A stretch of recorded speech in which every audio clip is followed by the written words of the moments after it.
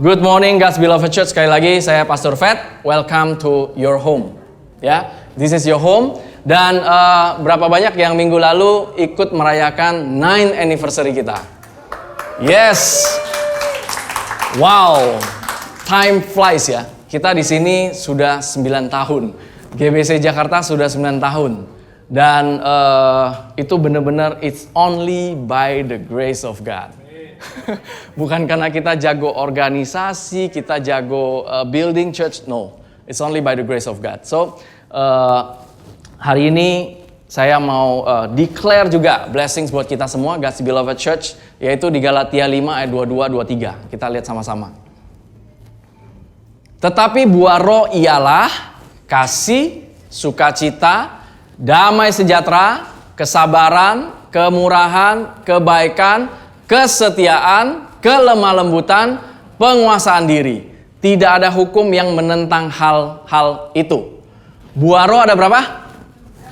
Ada 9. Dan kita di 9th anniversary. So my prayer, my wish, my declaration, tahun ini kita akan semakin berjalan di dalam rohnya Tuhan. Dan semua buah ini sudah ada di dalam saudara dan saya. We're not trying to get it. Okay? Itu yang perlu kita sadari, kita nggak berusaha untuk mendapatkan, oke, yang pertama-tama saya dapetin kasih dulu, sukacita dulu, damai sejahtera dulu. Wah, ini udah kelas 3 nih, kelas 4 kesabaran, kelas 5 kemurahan, kelas 6 kebaikan, kesetiaan, kelemah lembutan, penguasaan diri. Yes, saya sudah lulus, full of God's Spirit. No, it's not like that.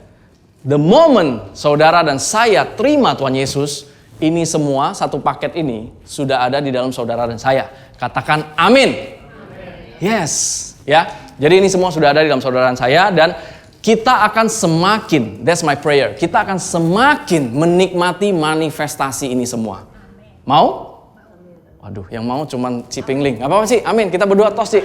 Tos. Ya, jadi that's my prayer dan hari ini saya dikasih kesempatan untuk sharing God's Word dan minggu lalu benar-benar kita celebrate yang semua dapat tuna kan? Nggak ada yang sakit perut kan? Nggak ada ya? Wah, puji Tuhan. Tuna kali ini ada yang sashimi, ada yang butter, ada yang teriyaki. Enak banget. Ya, jadi kita had a great celebration dan hari ini saya mau kita sama-sama menikmati firman Tuhan dan firman Tuhan ini sangat ketika saya mempersiapkan saya sendiri sangat diberkati, of course lah ya. Kalau saya nggak diberkati, bagaimana saya memberkati yang lain-lain. Jadi ini berbicara mengenai challenge, krisis yang kita hadapin dalam hidup kita. Salah satu yang paling sering kita hadapin dan mungkin karena satu hal ini membuat kita kecewa dalam hidup ini. Yaitu apa? Keraguan-raguan. Bahasa Inggrisnya doubt ya. Dalam menghadapi keraguan-raguan. Kita kadang ragu terhadap apa? Is it real? Tuhan dalam hidup saya? Khususnya terlebih di masa pandemi sekarang. Wah, itu sangat gampang sekali surrounding kita, kondisi sekitar kita membuat kita atau corner us untuk muncul pertanyaan itu. Is it real? Is God real? Atau God is real, but not in my life. Di hidupnya si ini, si ini, si ini, si ini, si itu, si itu, si itu. Yes, but in my life saya nggak bisa lihat itu. And then kebanyakan, kalau dulu saya mengejar jawaban Tuhan, tapi bukan ke Tuhannya. Yang saya kejar apa? Nabinya. Ya, saya sharing sedikit ya sebelum kita masuk ke sermon saya. Dulu waktu di Batam, waktu awal saya percaya Tuhan, saya itu terobsesi dan terinfluence sama ya senior-senior saya. Apa yang mereka lakukan? Ya saya ikutin mereka. Mereka ngejar Nabi, ngejar KKR, ya saya ikutan. Ngejar Nabi dan ngejar KKR. Ditanya mengenai salvation prayer, siapa yang mau terima Tuhan Yesus di KKR yang ratusan orang, ribuan orang, lari ke depan. Wah, kita ikutan lari, karena dia lari, saya lari lah. Padahal saya sudah terima Tuhan belum? Saya sudah. I have Christ already inside me. Tapi seolah-olah that truth yang saya tidak tahu itu kills me. Truth that you don't know kill you. Itu yang membuat saya ngejar. Terus saya ngejar nabi-nabi itu seperti apa? Seperti ngejar suhu. Mengenai kerjaan, saya bingung. Saya bagusnya start a business atau cari kerja atau gimana ya? Wah, saya datanglah ke ada kayak gathering gitu ya, kita datang. Kita berharap apa? Ditunjuk. Kamu yang sedang lipat-lipat kemeja, masker putih, kamu berdiri. Kamu yang baju kuning, kita berharap seperti itu. Ini pasti tunjuk, dikasih tahu, dinubuatin. Kamu gini. Berharap jawabannya dari sana. Ya, tidak ada yang salah dengan nubuatan itu. Tapi kalau kita tergila-gila mengejar itu yang salah. Karena Tuhan juga ada di dalam kita dan Dia berbicara kepada kita secara personal, tanpa translator atau tanpa perantara. Itu satu poin penting yang sangat perlu kita ketahui. Sehingga kita tidak di take advantage. Banyak kan yang kecewa sama Tuhan karena apa? Kecewa sama manusianya. Ya kan? Jadi itu waktu awal saya terima Tuhan seperti itu. Saya bahkan tidak tahu ada yang namanya terima Tuhan dan ada satu fixed salvation. Seolah-olah itu bisa come and go.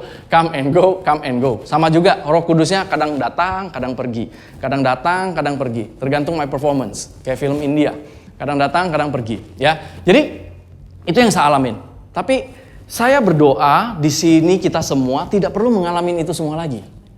Apalagi kalau misalnya nanti ada member-member baru atau anak-anak kita atau relatif kita yang mereka mendengarkan Christ from us, mereka tidak perlu mengalami itu lagi.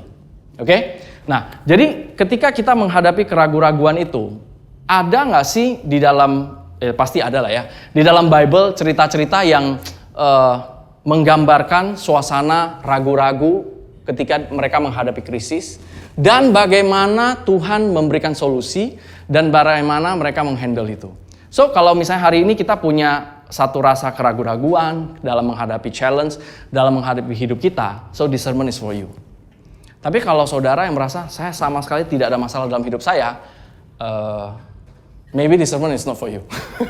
Okay? Tapi, yes, I believe from my heart today God will speak to you one by one. Oke, karena apa? God's word itu spirit and life. Tuhan Yesus katakan, apa yang kukatakan ini adalah roh dan hidup. So it will speak to you. Ya, jadi dalam menghadapi challenge krisis di dalam Bible ada sebuah cerita yang waktu saya baca, wow, ini orang profilnya keren banget, ya, secara backgroundnya keren banget. Tapi nanti kita lihat. Kira-kira yang dengan profil seperti itu, dia hadapin krisis nggak sih? Ya, nah kita lihat sama-sama kita lihat di ayat pertama kita. Nah, Lukas 1 ayat 15. Ini berbicara tentang siapa? Yohanes Pembaptis. Yohanes Pembaptis semua tahu dong, ya, a great prophet, ya, seorang nabi yang a great one lah. Dan yang mengatakan dia, Yohanes Pembaptis adalah seorang nabi yang hebat, bukan alay-alay yang ngomong gitu. Bukan pengikutnya yang ngomong gitu. Tahu nggak, that statement keluar dari siapa? Dari Jesus. Oke? Nah, jadi kita lihat dari sini dulu. Lukas 1 ayat 15. Waktu mamanya Yohanes mengandung, ya, Mama Yohanes mengandung, Elizabeth mengandung, malaikat datang ke mereka, terus dikatakan ini, sebab ia akan besar di hadapan Tuhan, dan ia tidak akan minum anggur atau minuman keras, dan ia akan penuh dengan Roh Kudus, mulai dari rahim ibunya. Jadi ini anak dari baby itu udah full of Holy Spirit loh. That's first. Oke? Next. Ini profilnya ngeri nih. Dan ia akan berjalan mendahului Tuhan dalam roh, di Lukas 1 ayat 17, dalam roh, dia mendahului Tuhan dalam roh dan kuasa Elia untuk membuat hati bapak-bapak berbalik kepada anak-anaknya dan hati orang-orang durhaka kepada pikiran orang-orang benar, dan dengan demikian menyiapkan bagi Tuhan suatu umat yang layak baginya. Wah, ini callingnya ngeri nih. Oke, tapi jelas, spesifik. Apa yang dia dipanggil dalam hidup ini jelas. Next lagi. Sebab sesungguhnya, ini waktu waktu Maria visit Elizabeth, ya, sama-sama di dalam perutnya udah ada baby. Nah, sebab sesungguhnya ketika salammu, maksudnya salam si Maria ke Elizabeth, sampai ke telingaku, anak yang di dalam rahimku melonjak kegirangan. Dia udah, dia sangat-sangat menyadari the presence of Jesus Christ, ya. Dari kecil, dari dalam perut, penuh dengan Roh Kudus, panggilannya jelas, sangat realize sama presence-nya Tuhan. Wah, profilnya ngeri. Next. Nah, dan Yohanes memberi kesaksian katanya. Itu kan tadi waktu baby dalam perut, ya kan? Melonjak kegirangan dan dia udah malaikat yang ngomong. Dia sejak di dalam rahim ibunya sudah penuh dengan Roh Kudus. Nah, ini waktu udah dewasa. Dan Yohanes memberi kesaksian katanya, aku telah melihat Roh turun dari langit seperti merpati dan ia tinggal di atasnya. Ini insiden waktu dia membaptis Tuhan Yesus, kemudian ada Roh Kudus yang turun seperti burung merpati. Ini dia lihat, dia saksi matanya. Oke, secara visual dia lihat kuasa Tuhan itu begitu real. Oke, di depan mata dia. Nah, terus kita lihat next lagi. Selain melihat, dia apa? Dan Lukas 3 ayat 22, dan turunlah Roh Kudus dalam rupa burung merpati ke atasnya. Dan dia bukan cuma melihat, dia dengar. Dan terdengarlah suara dari langit. Engkaulah anakku yang kukasihi, kepadamulah aku berkenan. Ini Allah Bapa secara audible mengeluarkan suara dari surga. Coba bayangin speakernya kayak apa. Ya, pada waktu itu Tuhan declare, this is my beloved son in whom I'm well pleased. Oke, jadi Yohanes Pembaptis, dia dari kecil profilnya seperti itu. Kemudian waktu dia besar, panggilannya jelas dan dia lihat karya Tuhan, perbuatan Tuhan yang luar biasa itu dia lihat secara audio dan visual. Dia lihat dan dia dengar. Berapa banyak dari kita yang berharap ketika kita berdoa ke Tuhan, kita maunya dengarnya audible dan kita maunya lihat langsung hasilnya. Berapa banyak? Saya sih seperti itu. And it's normal. Oke? Tapi kita lihat, is that the best way from God? Nah, kita lihat dari God's word hari ini. Not based on people's experience. Oke? Nah, kita lihat next lagi profilnya. Nah, terus orang-orang Farisi itu nanya sama dia. John, kamu itu Mesias ya? Are you the Christ? Nah, ini jawaban dia. Jawabnya, akulah suara orang yang berseru-seru di padang gurun. Luruskanlah jalan Tuhan seperti yang telah dikatakan Nabi Yesaya. Jadi dia dari kecil itu udah set apart, udah holy banget. Oke? Holy banget itu bukan berbicara mengenai holy yang kita pikirkan sekarang. Ya, tapi dia benar-benar di set apart. Hidupnya itu di padang gurun dia. Makannya apa? Belalang dan madu. Terus pakaiannya itu ini banget lah, beda banget lah. Jadi dia dari kecil, dari baby udah tahu callingnya. Yaitu apa? Dia menjadi suara yang berseru-seru di padang gurun, mendahului Tuhan, ya kan? Untuk mempersiapkan umatnya. Nah, jadi di sini dia adalah seseorang yang bukan asal-asal tahu mengenai panggilan dia. Karena di sini dikatakan yang telah dikatakan Nabi Yesaya. Dia adalah orang yang sangat memahami firman Tuhan. Dia quote dari Yesaya. Nah, dan kita lihat Yesaya 40 ayat 3 kalau nggak salah. Nah, ada suara yang berseru-seru. Inilah jawaban dari Yohanes Pembaptis kepada orang-orang Farisi. Dia bilang, aku bukan. I'm not the Christ. Tapi aku adalah suara yang berseru-seru. Nah, dia quote dari sini. Persiapkanlah di padang gurun, jalan untuk Tuhan. Luruskanlah di padang belantara jalan raya bagi Allah kita. Jadi dia adalah orang-orang yang mempersiapkan ministrinya Tuhan Yesus. Itu callingnya dia. Oke, sangat jelas kan orang seperti ini kan. Dia nggak pernah istilahnya tempted Yohanes Pembaptis ngapain dulu, and then baru balik lagi. Dia dari kecil sampai dia dewasa, waktu ditanya orang Farisi segala macam tuh dia sangat jelas. Dia sangat jelas sama firman Tuhan, dia sangat jelas sama panggilannya. Nah, orang-orang seperti ini kira-kira pernah mengalami krisis nggak menurut kalian? Pernah mengalami keraguan-raguan nggak menurut kalian? Nah, kalau secara quality, kalau kita mau compare ya, saya sih standarnya jauh di bawah Yohanes Pembaptis lah. Waktu saya di dalam perut, nggak ada malaikat yang datang ke mama saya. Anak ini semenjak di dalam rahim ibunya sudah penuh dengan Roh Kudus. Wah, nggak ada. Dan saya nggak punya satu panggilan yang istilahnya dari kecil tuh udah jelas ya, karena kamu gede mau ngapain semua udah jelas. Dan dari kecil saya tidak di set apart dan tahu mengenai firman Tuhan itu secara mendalam. Jadi kalau saya mengalami keraguan-raguan, Fedri, ya wajar lah. Mengalami krisis, keraguan-raguan itu wajar. Tapi kalau kita lihat profil seperti ini, waktu saya baca, wah, itu justru apa ya?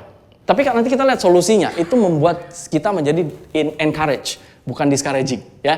Kalau misalnya kita cuma lihat sampai di sini, gila, kayak Yohanes Pembaptis gini aja istilahnya ngalamin doubt, keraguan-raguan, krisis, apalagi gua, matilah. Ya kan? Tapi nanti kita lihat solusinya. Nah, solusi itulah yang powerful banget, yang saya encourage kita semua itu kita bawa pulang dan benar-benar hidup dari situ. Oke? Nah, kita lihat next dia mulai masuk ke krisisnya. Nah, Yohanes Pembaptis ditangkap sama Herodes, masuk penjara. Oke? Tapi kalau kita lihat kayak Paulus, Silas, mereka juga mengalami masuk penjara. Tapi different story, different celebration. Tapi kalau kita lihat di sini, Yohanes Pembaptis dia mungkin ya, maybe 1 atau 2 tahun dia di penjara, maybe. Nah, spesifiknya saya juga tidak ngecek, tapi mungkin sekitar gitulah. Dia ditangkap sama Herodes karena dia istilahnya negur Herodes, merit istri adik dia. Nah, pokoknya ada something wrong, dia tegur, Herodes nggak happy, Herodes tangkap. Ya, sebenarnya Herodes udah mau langsung potong kepalanya, tapi dia takut. Karena apa? Karena Yohanes Pembaptis itu influence-nya gede banget. Ministrinya itu mungkin ratusan ribuan orang. Jadi follower dia di Instagram itu, wah, maybe 100 juta like kali satu foto. Dia lagi makan belalang. Dia lagi minum madu. Nah, itu langsung like. Artinya apa? Dia adalah seorang tokoh yang sangat famous pada waktu itu. Sehingga apa? Sehingga Herodes nggak berani asal tangkap langsung potong. Karena dia takut ini satu kota ini bisa ribut loh. Bisa bayangkan nggak influence-nya Yohanes? Bisa bayangkan nggak istilahnya kesuksesan ministrinya dia? Karena dia kan mempersiapkan sebelum Yesus masuk ke dalam ministry, dia siapin orang-orang ini loh untuk next tinggal dipas ke Jesus, tinggal dilanjutin. Sedahsyat itu profilnya. Oke, terus dia ditangkap dalam penjara. Nah, mungkin dalam penjara itu awal-awal dia masih yes gitu. Ya, awal-awal mungkin dia masih yes. Tapi ya namanya kondisi keadaan seperti kita ngalamin COVID. Ya, pandemi atau apapun itulah. Terus katanya tahun depan bakalan lebih gelap atau segala macam, berbagai macam kondisi yang membuat kita berpikir. Kalau kita tenggelam di dalam bad news, dalam kondisi yang gelap itu, dalam penjara kan ibaratnya gelap, bau, mungkin diikat, ada luka nggak bisa diinin, pokoknya sengsara, betul? Dia berpikir, wah ini pengikut-pengikut saya di luar bagaimana? Nah, yang panggilan dia untuk menjadi sesuatu suara di padang gurun yang mempersiapkan jemaat-jemaat yang layak, somehow tuh kayak terhalang. Oke? Nah, di situ mulai dia mengalami sesuatu. Nah, kita tahu dari mana? Kita tahu dari firman Tuhan. Next, Matius 11 ayat 3. Nah, lalu Yohanes menyuruh murid-muridnya bertanya kepada Yesus. Karena dia udah mendengar mengenai Yesus lakukan ini di luar. Dia menyuruh murid-muridnya bertanya kepada Yesus, engkaukah yang akan datang itu atau haruskah kami menantikan orang lain? Ini momen-momen dia lagi mengalami krisis. Dia mulai goyang. Kalau ministry saya adalah seperti ini, Jesus harusnya seperti ini. Apakah Yesus inilah yang benar-benar yang saya siapin ya? Yang saya udah istilahnya, bahkan ada muridnya Yohanes yang istilahnya Yohanes ngomong ke dia, kamu ikut Yesus. Dan orang pengikut-pengikut yang ratusan ribuan itu istilahnya kan di pass over ke Jesus itu. Dia berpikir, jangan-jangan gue salah nih. Jangan-jangan selama ini gue salah nih. Jangan-jangan selama ini yang saya hidupin ini cuman ilusi, bukan sebuah panggilan. Goyang. Kita juga bisa mengalami itu. Dalam menghadapi challenge, dalam menghadapi krisis, sangat gampang kita bisa muncul pertanyaan, bener nggak ya? Bener nggak? Nah, terus kita, ya jadi kalau di sini kita lihat momennya Yohanes mengalami itu, ini tanda-tanda orang yang ragu, karena dia bertanya. Di sini kita lihat satu poin bahwa dia sedang mengalami krisis, dia sedang mengalami keraguan-raguan. Jadi pertanyaan saya yang tadi pertama, apakah orang yang dengan high profile seperti itu bisa mengalami krisis? Yes. So itu adalah justru satu encouragement. Oke, kita juga bisa. Tapi di sini kita punya solusi, tenang aja. Oke, kita di sini punya solusi, kita punya jawaban. Ya. Oke. Nah, jadi di sini kita lihat Yesus menjawab mereka. Jadi murid-muridnya datang ke Yesus yang lagi Yesus nggak di penjara. Oke. Murid-muridnya nyamperin Yesus, terus Yesus menjawab mereka. Kan pertanyaannya, apakah kamu Mesias atau kami harus menantikan yang lain? Betul? Nah, jawaban Yesus, yes atau no? Hah? Harusnya kan pertanyaannya, apakah kamu ini Mesias yang kami tunggu-tunggu itu, atau kami harus nunggu yang lain? Jawabannya kan gampang. Yes or no? Yes, I am. No, I'm not. Tapi kenapa Yesus menjawabnya kayak gini ya? Pergilah dan katakanlah kepada Yohanes apa yang kamu dengar dan kamu lihat. Kita lihat lagi ayat 5-nya, apa yang mereka dengar, apa yang mereka lihat. Orang buta melihat, orang lumpuh berjalan, orang kusta menjadi tahir, orang tuli mendengar, orang mati dibangkitkan, dan kepada orang miskin diberitakan kabar baik. Next. Dan berbahagialah orang yang tidak menjadi kecewa dan menolak aku. Jawabannya bukan yes and no. Bukan, yes I am. Kan sebenarnya kalau dia jawab gitu, murid-muridnya pulang ke penjara. Yes John, he's the one. Your ministry yang selama ini, don't worry, he's the one, he's the Christ. Benar gak? Skenario itulah yang paling sempurna kalau kita bayangin. Tapi ternyata gak kayak gitu. So Yesus jawabnya kayak begini. Terus ini sebenarnya dia quote dari mana? Dia quote dari Perjanjian Lama. Oke? Yang ada di Yesaya juga. Nah, tadi Yohanes Pembaptis dia mengatakan bahwa akulah suara-suara di padang gurun bla bla bla. Itu dia baca dari surat Yesaya. Dan ini yang orang buta melihat, orang mati dibangkitkan segala macam, ini juga di Yesaya. Oke, kita lihat di Yesaya 35. Nah, ini adalah quotation yang Tuhan Yesus quote. Jadi Tuhan Yesus kasih tahu murid-muridnya, kasih tahu sama Yohanes apa yang kamu lihat dan apa yang kamu dengar. Betul? Dan dia quote ayat-ayat ini yang terjadi. Jadi Yesus bukan cuma quote, tapi dia mempraktekkan, dia menyembuhkan orang buta, dia menyembuhkan orang sakit, dia membuka telinga orang yang tuli. Terus ayat ke-6, pada waktu itu orang lumpuh akan melompat seperti rusa, mulut orang bisu akan bersorak-sorai, sebab mata air memancar di padang gurun dan sungai di padang belantara. Jadi quotation itu dari Yesaya 35 itu dilakukan sama Tuhan Yesus di depan murid-murid Yohanes Pembaptis. Dia menjawab pertanyaan itu dengan firman Tuhan. Karena dia tahu Yohanes adalah orang yang tahu mengenai firman Tuhan. Artinya apa? Artinya ketika kita menghadapi challenge, seringkali kita expect audible atau apa yang kita bisa lihat langsung.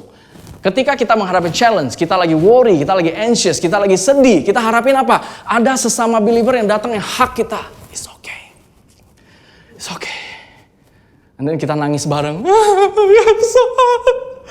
Nggak ada yang salah dengan itu, oke? Tapi kalau the only expectation kita, emotional fix yang kita harapkan, you will experience that again and again and again and again and again. Bahu kita semua basah nih sini mati. Nggak ada yang salah dengan itu, tapi kalau satu-satunya harapan saudara hanya itu cuman fix secara emosional. Your insight itu nggak dibenerin. Tapi kan seringnya kita expect seperti itu.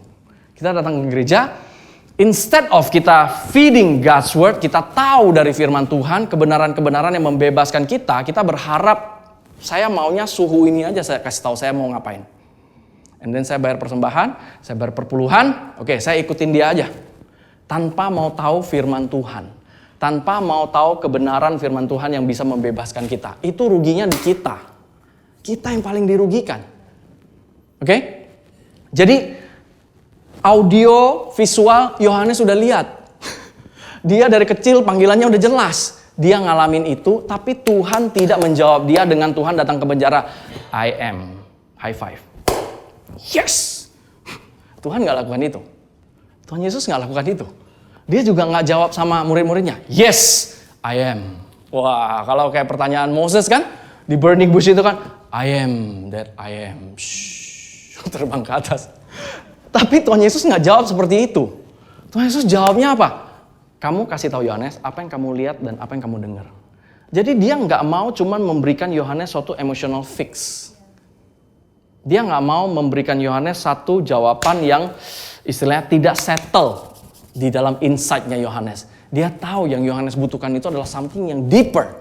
Bukan cuma jawaban yes and no. Kayak apa? Teman saya bilang gini, kamu susah sih ya, kalau kamu lagi ada apa-apa nggak bisa kayak saya. Klok, klok, klok, klok, tung. Kalau nggak salah, kalau bukanya gini, itu yes. Kalau dua-duanya gini, no. Dua-duanya gini, no. Klok, klok, klok, klok. Plak. No atau yes. Nah, kita nggak bisa kayak gitu. Sebenarnya bukan kita nggak bisa kayak gitu, kita nggak perlu kayak gitu. Amin. Karena dia sudah ada di dalam kita. Dia bukan di luar yang yakin, sekali lagi. 3 kali, 5 kali, 7 kali, atau berapa kali, saya nggak tahu. Don't get offended, oke? Okay? Kalau masih ada yang seperti itu, ya, you guys better repent. Oke? Jadi, di sini kita lihat Tuhan menjawab Yohanes dengan apa? Dengan firman Tuhan. Jadi ketika kita menghadapi keraguan-raguan, ketika kita menghadapi krisis, datangnya tuh ke firman Tuhan.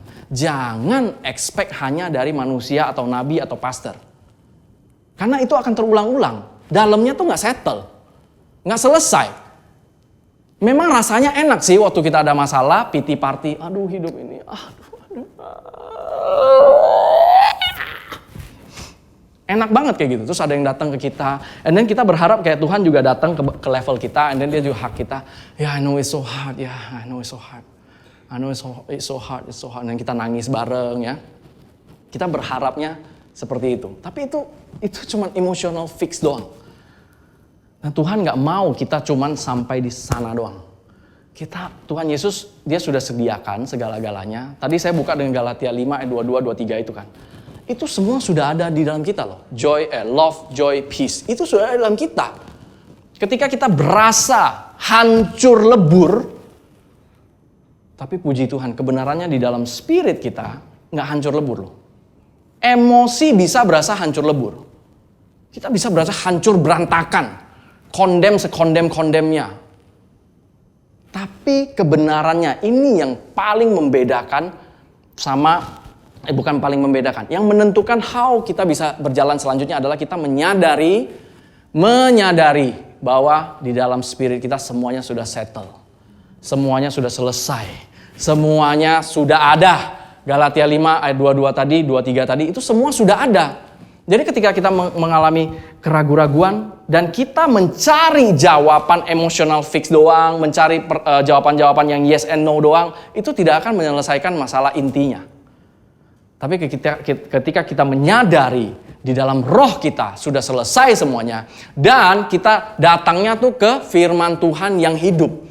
Karena yang bilang firman Tuhan itu adalah roh dan hidup, bukan saya, bukan buku ini, bukan buku itu, tapi Yohanes 6 ayat 63, Tuhan Yesus yang ngomong sendiri, perkataanku ini adalah spirit and life. Jadi ketika Yohanes Pembaptis dijawab sama Tuhan dengan cara seperti ini, saya ngebayanginnya waktu murid-muridnya pulang ke Yohanes, mereka kasih tahu, nah, yang buta melihat. Dia nggak jawab kita sih, kita juga bingung. Kita di sana nunggu sejam lebih, dia cuma nyembuhin orang sakit, bangkitin orang mati, mencelikan mata orang buta, orang tuli mendengar, orang miskin dibebaskan. Dia cuma gitu doang. Dia nggak jawab yes or no. Gimana bro? Tapi I believe John punya spirit. Itu langsung, wah kenapa? Karena John adalah orang yang tahu mengenai firman Tuhan. Waktu orang Farisi nanya sama dia, kamu Kristus kah? Dia jawab, no, saya adalah ini. Dia quote dari Yesaya 40. Oke? Dan yang Tuhan Yesus lakukan itu adalah Yesaya 35. Jadi jaraknya itu dekat. So kalau misalnya dia bisa quote Yesaya 40, dia pasti tahu Yesaya 35 juga. Dan zaman itu nggak ada 40, 35, ayat berapa nggak ada. Itu adalah satu scroll. Dan dia ingat, dia dari kecil itu hidupnya itu udah terpisahkan, separated. Jadi mungkin tiap hari yang makanannya adalah firman Tuhan. Firman Tuhan, firman Tuhan, firman Tuhan, firman Tuhan, firman Tuhan, firman Tuhan. Oke? Jadi dia tahu Yesus menjawab dia dengan firman Tuhan. Dia tahu, yes, saya nggak butuh jawaban yes or no dari dia. Saya tinggal go back to God's word lagi. Apa yang dia lakukan? Yes, He is the Christ. He is the Messiah. Finish. Dan kita lihat endingnya Yohanes Pembaptis, memang dia dipotong kepalanya sama Herodes. Tapi nggak ada istilahnya details-details yang memberitahu bahwa akhirnya dia renounce faith-nya dia. Dia akhirnya berubah kesetiaannya. Dia akhirnya begini begitu. Kita percaya dia sampai ending justru finish it victoriously. Oke? Jadi bagi seseorang yang sudah mendengarkan, kalibernya dia udah mendengarkan audible voice of God loh. Dia sudah melihat Roh Kudus turun ke atas Yesus. Dia ngalamin krisis pun, Tuhan cara jawabnya enggak kasih dia something yang audible, yes I am. Atau ini Tuhan Yesus datang ke depan dia dengan tubuh kemuliaannya. Bisa enggak kayak gitu? Bisa. Tapi kenapa enggak kayak begitu? Karena Tuhan justru lebih honor Yohanes Pembaptis itu dengan menjawab dari firman Tuhan. So ketika kita menghadapi keraguan-raguan, kita menghadapi krisis, jangan, walaupun pakai kata jangan itu kayaknya bisa reverse psychology ya. Tapi saya mau tekankan, jangan hanya berharap dari manusia atau nabi atau pastor. Kita semua mau bertumbuh di sini. Galatia 5 ayat 22-23 ini, kita akan berjalan di dalam roh. Spiritual minded. Kita akan berjalan dalam roh dan is talking about maturity, kedewasaan kita. Ketika kita menghadapi masalah, kita udah tahu di dalam firman Tuhan ngomongnya apa, di dalam spirit saya sudah ada. Contoh ketika kita menghadapi sakit penyakit, kita gak berharap nanti Pastor Lita, Pastor Yudi, Pastor Fedri, Pastor Gad, Pastor Lenny berlima, Power Rangers, pakai minyak, tumpang tangan, and then langsung mengalami kesembuhan. Kita gak expect hanya dari sana. Ada yang salah nggak dengan itu? Enggak. Tapi masalahnya umat jemaat dibuat bergantung sama minister-minister itu. Itu masalahnya. Sehingga bisa dibego-begoin. Tuhan nggak mau kita jadi jemaat dia yang dibego-begoin. Right? So Tuhan mau kita semuanya semakin bertumbuh di dalam pengenalan akan Kristus. Pengenalan akan identitas kita di dalam Kristus. Oke? Nah, kita lihat next lagi. Nah, ada satu perbedaan di Lukas. Pada saat Tuhan Yesus memuji Yohanes. Sorry, kita balik lagi. Ini Lukas 7 ini dia ada satu spesifik yang mengatakan pada saat itu. Jadi waktu murid-murid datang ke Tuhan Yesus, murid Yohanes datang ke Tuhan Yesus pada saat itu melakukan mukjizat-mukjizat itu. Nah, kalau di bahasa Indonesia kan kita cuma lihat pada saat itu. Tapi langsung ke amplified-nya aja, next. Nah, at that very hour. Berarti dalam kurang lebih 1 jam itu. Wow. Tuhan mengkram semua mukjizat-mukjizat itu within that very hour. Ketika siapa ada di sana? Murid-murid Yohanes Pembaptis ada di sana. Tuhan melakukan itu at that very hour. He cured many of infirmities, afflictions, evil spirits, and to many blind he gave sight. Jadi at that very hour. Jadi ya kurang lebih dalam 1 jam itu Tuhan Yesus melakukan mukjizat itu. Terus murid-muridnya Yohanes ngapain? Ini orang gak jelas banget sih. Padahal tinggal jawab yes or no, ya kan? Iya emang gitu gayanya. Kurang lebih kayak gitu mungkin ya. Atau wow. Ya kita nggak tahu, nggak ditulis respon mereka bagaimana. Tapi intinya 2 orang itu sebenarnya Yohanes Pembaptis lagi craving for confirmation. Dia lagi craving for confirmation. So buat kita yang lagi craving for confirmation, go to God's word. Ketika kita baca firman Tuhan, kita tanya sama Roh Kudus, Tuhan kau mau tunjukin yang mana? Tuhan pasti tunjukin. Ketika kita dapat sesuatu, ada peace lebih ke arah mana? Yes, kita boleh ngobrol sama pastor, sama leaders. Tapi bukan mereka yang ngarahin. Pastor, leaders, sesama believers, itu cuma suatu confirmation. Saya kemarin dapatnya begini. Saya kemarin dapatnya juga begini. Yes. Oke? Jadi bukannya kita nol, kita blank, kita have no idea at all. And then kita datang ke pastor, leaders atau siapapun itu, and then diarahin. Gini. Kita expect-nya kayak gitu kan. Kayak nyari suhu jadinya. Benar nggak?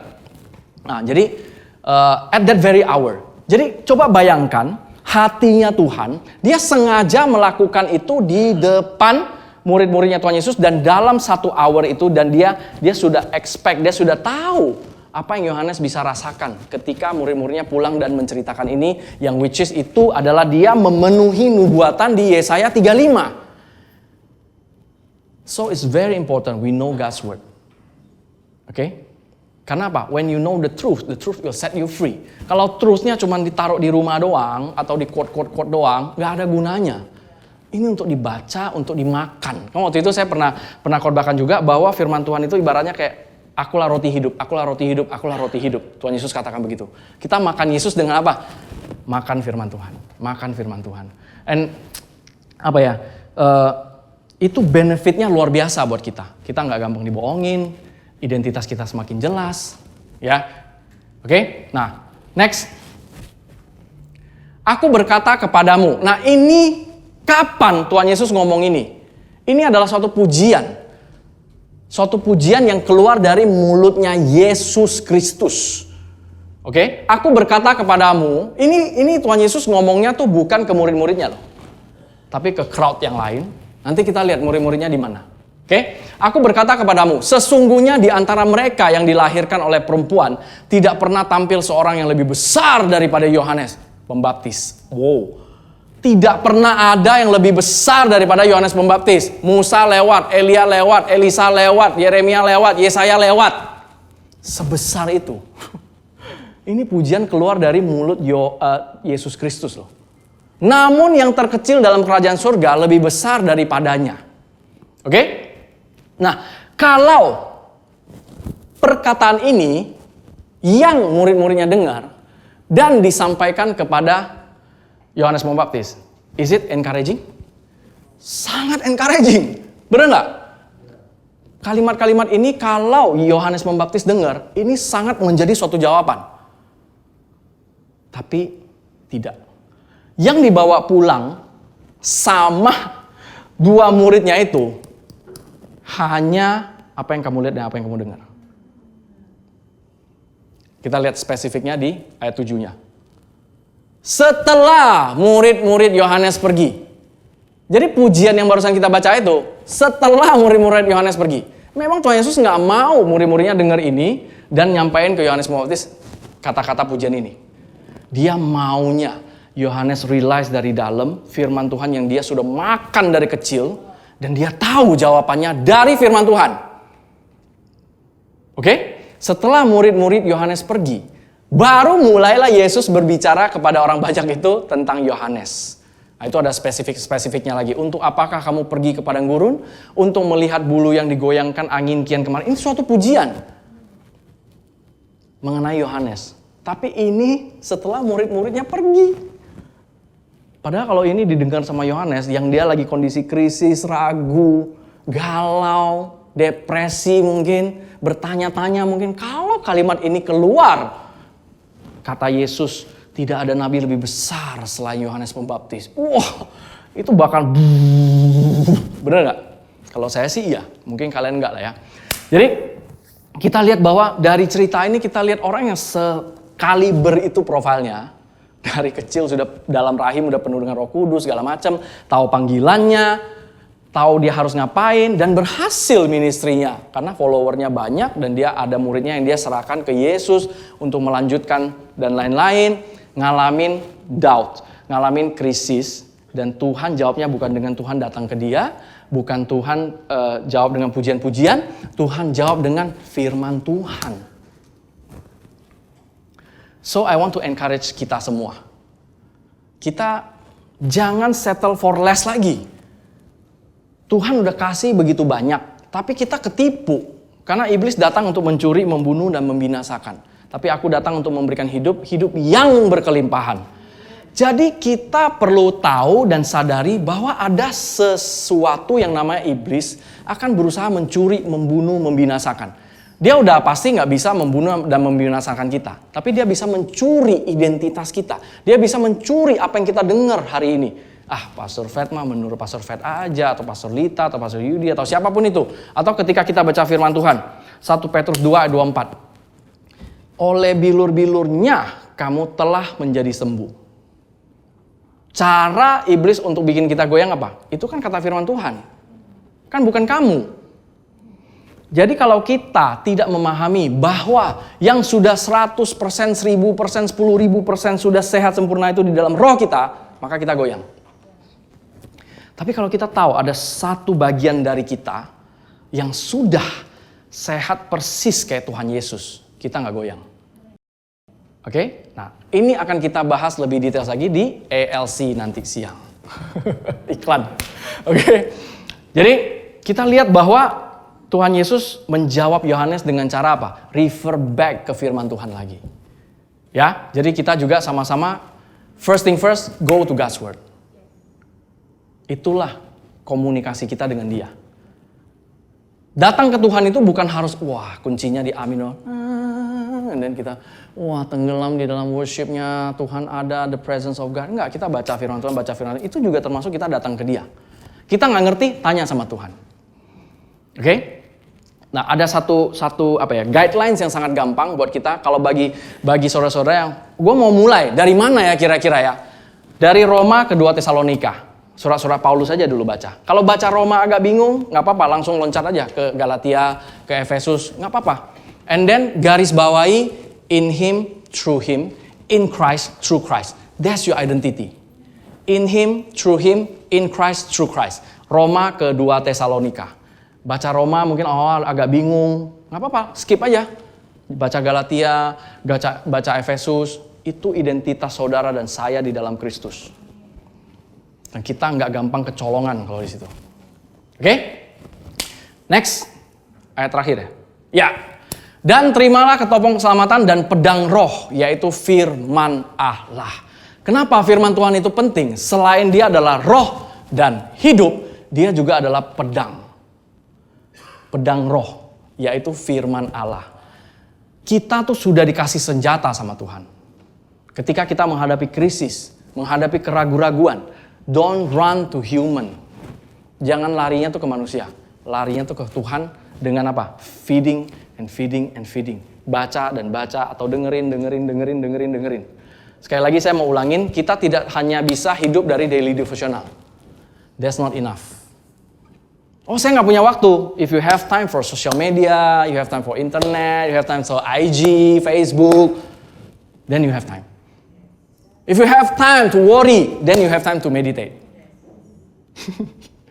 Oke? Nah, jadi di sini kita sudah punya pedang roh itu, kita sudah dikasih.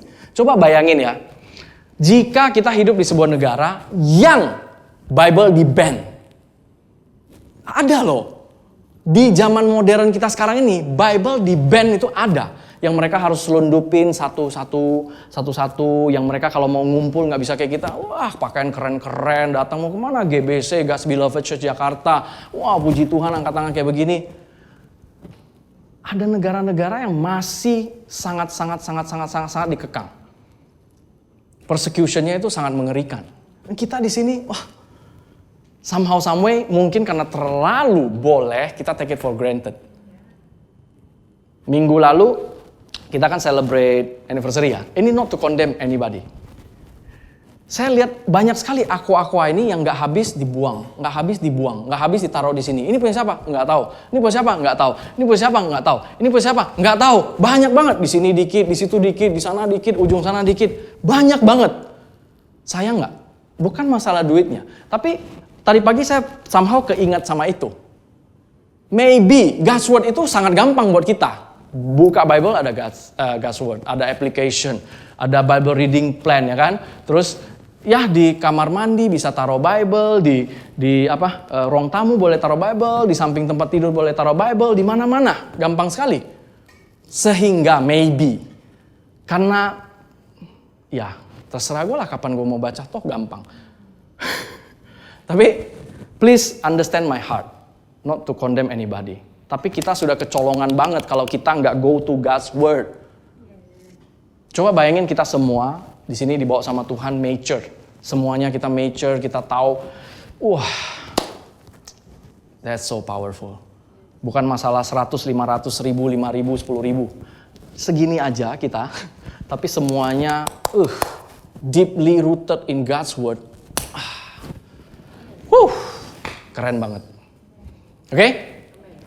Saya sudah selesai. Yuk kita sama-sama mau menerima perjamuan kudus. Thank you Lord. I pray you are blessed. And then I pray melalui sermon hari ini, saudara menjadi kepengen. Saya menjadi trigger yang membuat saudara kepengen gali lebih dalam. Oke? Dan please, buat saudara-saudara yang mau, kita discuss yuk Bible, please kontak saya. We can discuss God's word. Ya? Having coffee, jangan pakai gula. Ngopi-ngopi, ngobrolin firman Tuhan. Not that I teach you, no. Tapi kita sama-sama sharing firman Tuhan. It will be so powerful. Ya? Oke, yuk kita mau menerima perjamuan kudus. Thank you Lord. Thank you Jesus. Dan kita melakukan ini bukan suatu rutinitas. Dan saya mau ulangin lagi. We are not begging for healing. Karena yang begging itu adalah beggar. Yang ngemis-ngemis itu adalah pengemis. Kita adalah anak. Amin. Dan kita adalah mempelai wanitanya Jesus Christ. Sudah jadi satu.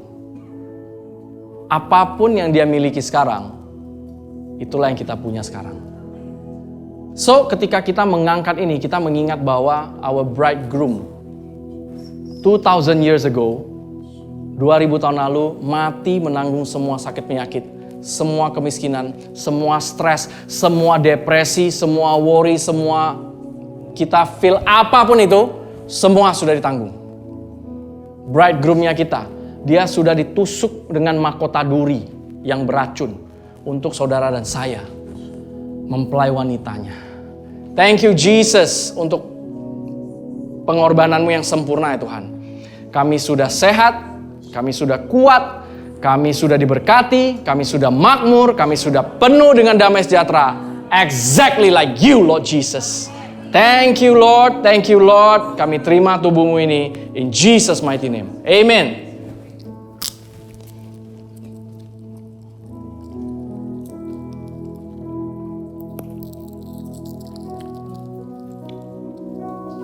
Thank you Jesus.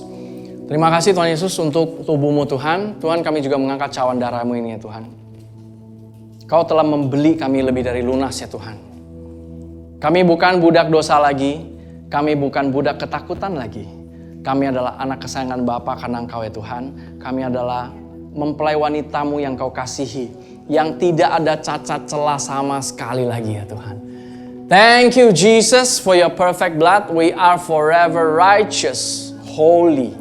Thank you Jesus. Amen. Kita terima sama-sama.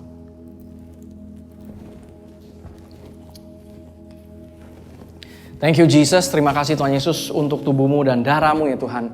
Terima kasih Tuhan Kau yang membukakan pikiran kami. Kau yang enlighten our understanding, pengertian kami ya Tuhan. Mengenai kesempurnaanmu di dalam kami ya Tuhan. Terima kasih Tuhan, Kau juga yang mengingatkan kami bahwa firman-Mu adalah firman yang hidup, firman-Mu adalah roh ya Tuhan. Terima kasih Tuhan, Engkau yang terus bekerja dalam kehidupan kami ya Tuhan. Kau yang bukakan enlighten our understanding ya Tuhan. Thank you Lord, thank you Lord. Thank you Lord, so we can see your perfectness in us ya Tuhan. Agar kami bisa dibukakan dan melihat kesempurnaan-Mu yang sudah di dalam kami ya Tuhan. Dan aku berdoa juga ya Tuhan untuk semua anak-anak-Mu di tempat ini ya Tuhan. Ketika kami semua makan dari firman-Mu ya Tuhan, Engkau sendiri yang berbicara kepada kami ya Tuhan. Thank you Lord, thank you Lord. We are forever righteous ya Tuhan. Itu semua karena pengorbanan-Mu ya Tuhan. Terima kasih Tuhan. We are forever and ever righteous. Thank you Jesus. Dan apabila ada saudara-saudari yang belum pernah menerima Tuhan Yesus sebagai juru selamatmu, I want to pray with you. What is that? Itu adalah suatu tindakan dari saudara yang saudara lakukan karena saudara percaya dalam hati dan mengaku dalam mulut bahwa Tuhan sudah mati buat saudara, menanggung semua dosa saudara, dia mati dan bangkit kembali, declare you are righteous. Dan hidupmu akan menjadi tanggung jawabnya Tuhan. If you want to receive salvation, pray with me. Terima kasih Bapak yang baik, terima kasih Tuhan Yesus. Pada hari ini aku mengaku dosaku. Aku percaya Tuhan Yesus yang sudah membayar lunas, lebih dari lunas. Aku telah menjadi anak kesayangan Bapa. Aku bukan budak dosa lagi. Mulai hari ini, hidupku menjadi tanggung jawabmu. Dalam nama Tuhan Yesus, aku berdoa, aku percaya. Amin. Congratulations. You are born with God's Spirit. Kau sudah punya rohnya Tuhan di dalam kau. Kau adalah anak yang dikasihi. Find a church that always point you to Jesus' finished work. Oke, kalau di Jakarta, come, let's celebrate Jesus di tempat ini. Oke, amen. Oke, kita sama-sama angkat tangan kita. Thank you Lord, thank you Lord, thank you Lord. Terima kasih Tuhan Yesus. God's beloved church, pulanglah dengan damai sejahtera Tuhan yang sudah ada di dalam kau. Kasihnya yang sudah ada di dalam kau, sukacitanya yang sudah ada di dalam kau. Apapun yang kau lakukan, Tuhan yang membuat itu berhasil. Kesehatanmu berhasil, keluargamu berhasil, pekerjaanmu berhasil, bisnismu berhasil, studimu berhasil. Apapun yang kau lakukan, Tuhan yang sudah membuat itu berhasil. Kau sudah memiliki wisdom and favor untuk your daily life, untuk apapun yang kau hadapi. Itu sudah ada di dalam kau. You are highly favored, you are deeply loved, you are greatly blessed. Kau sangat diberkati, kau sangat berkenan, dan kau sangat-sangat dikasihi oleh Allah Bapa. Yang sudah terima, sama-sama kita katakan amin. In Jesus name, amen. God bless you. Happy Sunday.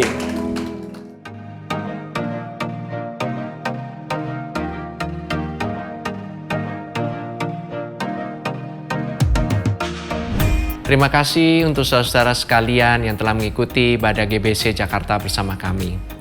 Kami berharap saudara sekalian diberkati dan disegarkan oleh firman Tuhan yang telah disampaikan pada hari ini. Pastikan saudara mensubscribe channel YouTube kami dan ikuti terus update dan informasi GBC Jakarta di akun resmi media sosial kami di bawah ini. Shalom, Tuhan berkati.